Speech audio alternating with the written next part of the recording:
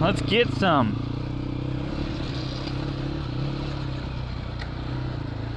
Turning on the all-wheel drive. I don't know if it's on demand, but I demanded it to be on, so I turned it on. I got this bike for a little bit while longer due to some unfortunate events, which turned out to be fortunate for me, but I talked to Steve about letting me try and do some videos with the 450 all-wheel drive, so I was looking forward to that, but almost died. But you know, I'll do some more videos with the 250. Yeah, because I really want to see what a real dirt bike would do compared to the big wheel for all-wheel drive nature. So we'll give her a shot. This is the new single track I just cut. Oh, R2 hybrid gear.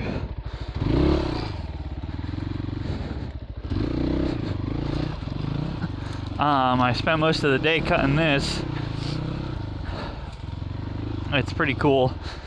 I dug out some of the holes with this thing, but I really do want to try an all-wheel drive regular dirt bike, just to see how much more mobility you have versus the all-wheel, the big wheel.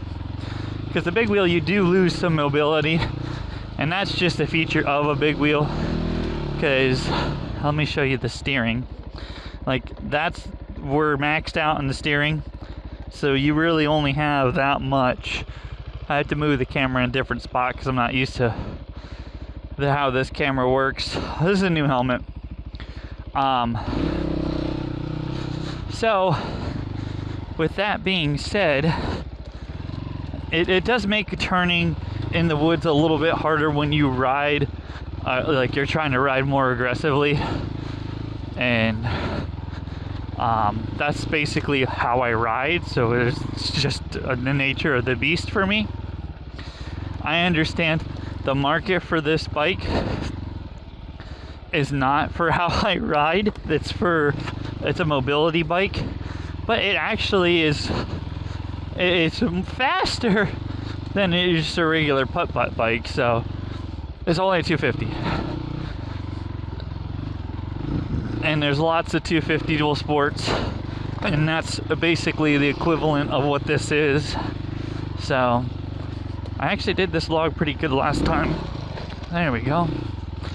I just playing afoot a little bit. Oh, that's a deer path. Okay, I think I went this way. Oh yeah, there's my tire track.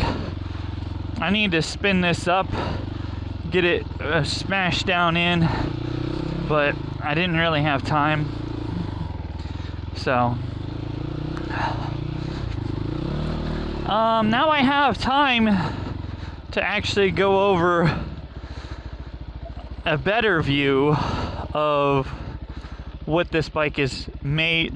Basically, to break this down as it is, an all-wheel drive big wheel, and just do an overall review on what it is as it sits as a big wheel, because I really haven't done that.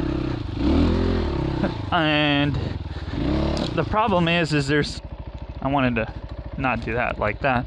The problem is there's a lot of controversy over the big wheels, because a lot of people are like, oh, well, they're useless. I mean, and I'm gonna have to get into all that, because in one aspect they're kind of right. Like, they have a special niche. It's the guys that just like to putt around, and they have like the big tires. They look really cool. They're not, in all actuality, not the most practical machines. I believe with the all-wheel drive, it's more practical than just the standard big wheel, because you at least have the benefit of the front tire doing something. I got stuck here, and I dug a hole with the rear tire. I'm gonna have to figure this out for coming this way. So, digging this all up. I know where this is at. Oh, that worked out. Where did my trail go? Oh, okay, so I go over here, over through here. Oh, right here's my other trail. That one I know because I can see it. And down the mountain of despair. Yeah, and the thing about it is it's just my personality. For me, how aggressively I like to ride. It really is outcropped recently, you know, gotta go fast. So that's why, you know, I ride the big 450, and then on the opposite side, the 150 on my 2-stroke. But you can really make those things go. They're not as slow as you think a 150 would be. I mean, a 150 is more potent than this 250, but it's a 2-stroke, so that's to be expected. But for just crawling around the woods, it's a jolly good time. And then this guy right here, yep, right over.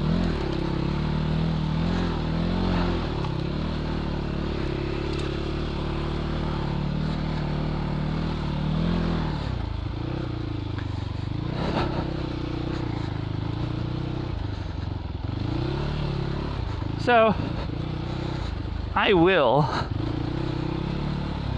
sit down and I'll compare both bikes. I keep saying this, but I just haven't done it yet. Because I have time, but I don't have time, you know? But now I have more time because I have the bike for longer. I've had the bike for about a month now. It's crazy. So I'm gonna have it for a little bit longer. Which I have enjoyed it thoroughly. I put a tank of gas through it, which isn't a lot, but at the same token, it is quite a lot of miles because it's a 250, so it just sips the petrol. See, I'm using fancy British words from the Canadians.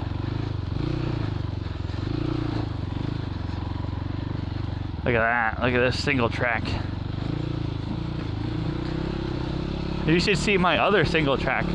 I've been practicing trying to race. Because I'm going to go do a race.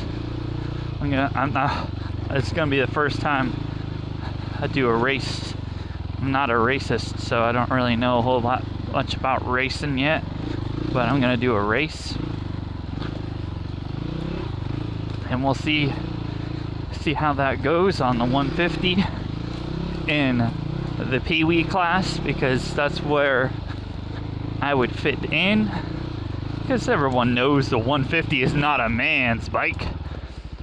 And then this is where the single track ends. It's not where my property ends though. We can go further.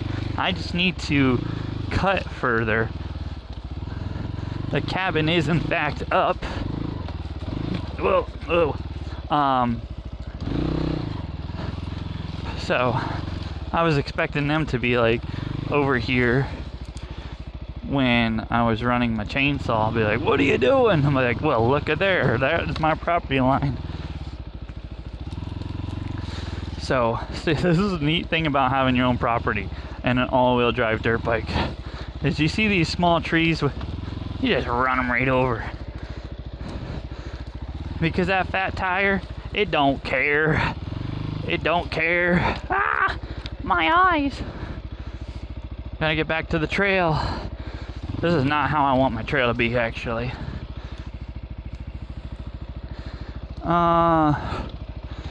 Okay.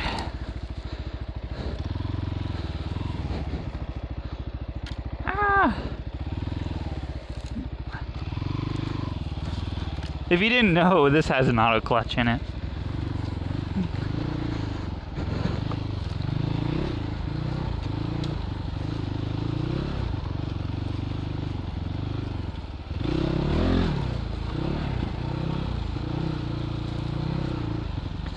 Yeah, this is awesome. Can't wait to get this broken in to the point where I don't get lost on it. I'm starting to see some ruffles of where it actually is, so that helps. The problem is I come in a little hot and I hug the trees and I don't have bark busters, so that makes things a little tricky. I didn't mess up. I recorded once in 4K and my computer hates 4K. So it took me like an hour to build a proxy for the file. So that was a tricky situation I got myself into. So I basically just set it up and let it run, building the file. And this is a gnarly drop off. You gotta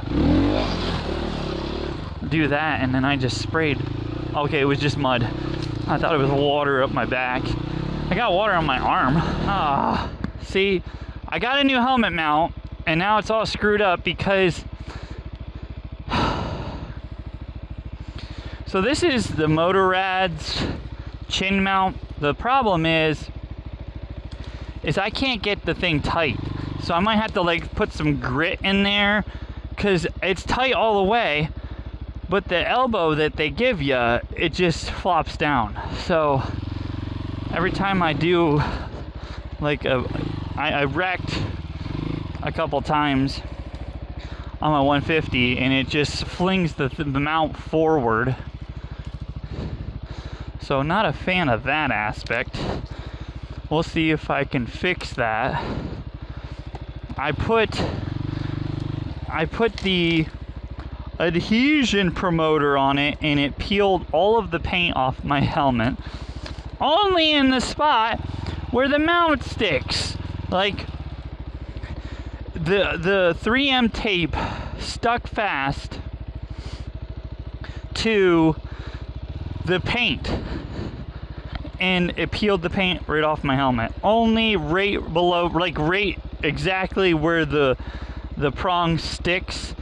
So on the sides it was fine. So but the problem is that's the most important part, is right where the mount sticks. So I ended up taking super glue and just gluing the crap out of it. So the 3M is stuck fast to the paint, and the paint is glued fast to my helmet now. So that's the process we have going on. It's unique, to say the least. Okay, that one was much smoother, but that is one heck of a hole. That's gonna be fun to cross. This one, not so bad. Not so bad at all. We can actually see where we're going. We created quite a bit of dent. Yeah, this is gonna be beautiful. A flood came through here and just washed a lot of the leaves out, and it's washed me out too. Now this is actually pretty gnarly. Like, you hit this and then you have to climb up the wall of death, and that is a super deep hole. So see, look at that. The wall of death, and then I have it turning and going right back down. But see, this is a big wheel problem, the turning angle. So you have to roll forward, and you have to go forward, or you're just gonna like fall into the turn. And this is all stuff that I'm used to, but your regular person that gets on a big wheel, and that's one of the problems that my dad has. He's like freaking out, like, oh, the turning. But yeah, big wheels don't turn. And in the tight stuff, it's not a problem if you have flowy trails. Not a problem at all. When you get into the tight single track, that's when you're gonna experience an issue.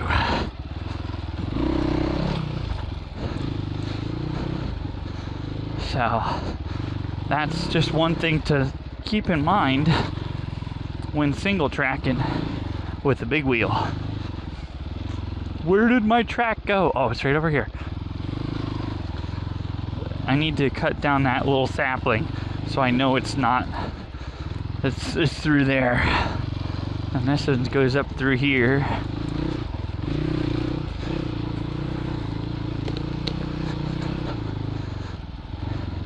Then I cut through here over this yonder log, over this dead piece of trash, up through here, take another sharp turn.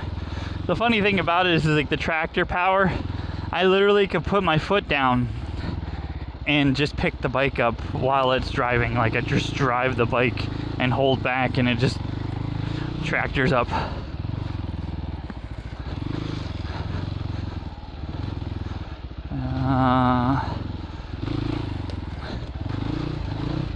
I know this part because I sank down in that hole. All right, another beautiful scenic vista, and you can see that hole that I've dug. So you're just gonna go and then you just dig the hole out even more. That's squishy mud, but in the name of fun. Now this part is tricky. So I don't know who cut that tree down. It wasn't me. And it looks fine coming this way because I cut the trees down over there. But you don't think, you're like, oh, well, instead I'll just miss the log. But if you go above, there's a giant ditch there. So you have to hit this log right here.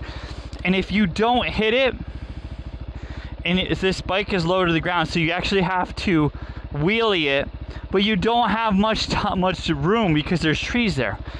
So now there's always a professional online that knows what they're doing, and they've ridden this 100 times in this exact spot, even though they've never been here. It's just crazy how the internet works. And I just cut this today, but they've already experienced this and they know what they're doing. So we're gonna see what we're gonna do, and then we're just gonna gun it. So we're gonna come back.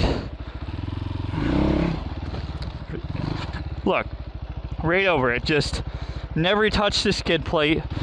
I actually know how to ride a little bit. Like I've been on a bike once, not saying a whole lot, but it's crazy.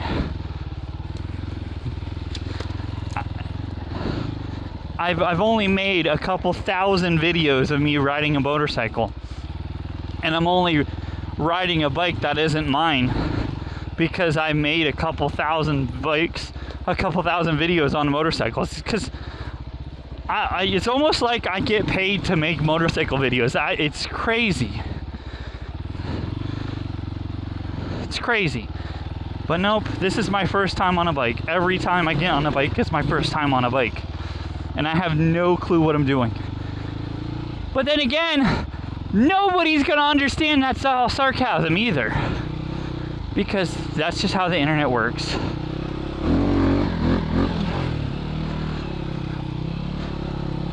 I'll tell you what, I'm actually a little bit fed up with big wheels as a species. Mostly with my big wheel, because the problem I have is it eats bearings.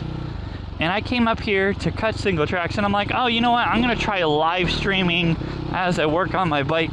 But then I get distracted and end up just cutting single tracks. Everything's good. I ended up just cutting single tracks all day, and I'm like, you know what? I don't really want to work on the big wheel today. So I didn't. I just took Christini's bike out and went for a ride, because that's more fun than working on a bike. So, yeah, that's my life. Oh well. I enjoy it. Thank you so much for watching. I hope you enjoyed this ride on the big wheel by Christini all-wheel drive motorcycles. Be sure to check them out. Give them a big thank you if you enjoyed the video, because they provided the bike. This is Christini's all-wheel drive 250 prototype big wheel, and it does not cost $20,000. I just don't know what to do with you guys in the comments. You just make stuff up with your own imagination. But that's just how it works, I guess.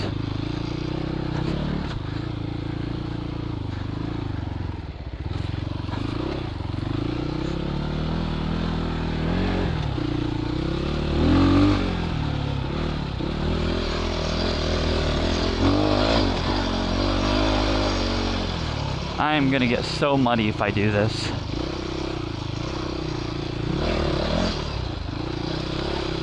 Oh, I almost did it. I almost just wheelied right into that mud hole, and I am wearing jeans and a t-shirt because I cannot control myself. I just go. It's almost like I do everything with all my might. It's because I'm Smite. Thank you so much. You've been a good crowd. I'm about to go home. 6:21. Because my wife has been dealing with the kids, and I have been riding motorcycles. What a life. I did take my boy out to cut the single tracks. He cried the whole entire time. He was done with the leaf blower. I had to explain to him that the chainsaw is not a leaf blower, but he just wasn't having it. He was just not a happy camper. Just not having it. He's like, all day with leaf blower. I'm like, we're not using a leaf blower. It's a chainsaw. But you know how 3-year-olds can be. They know exactly what they're doing. Woo! Oh man.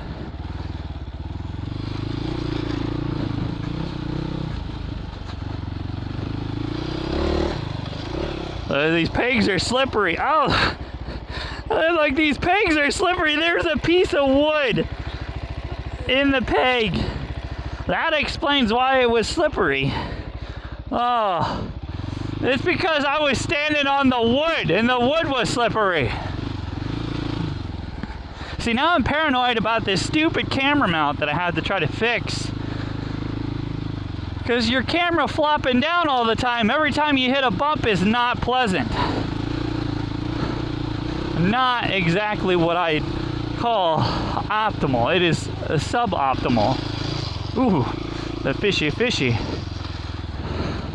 I'm having a good time, guys. I love it. I don't care. I love it.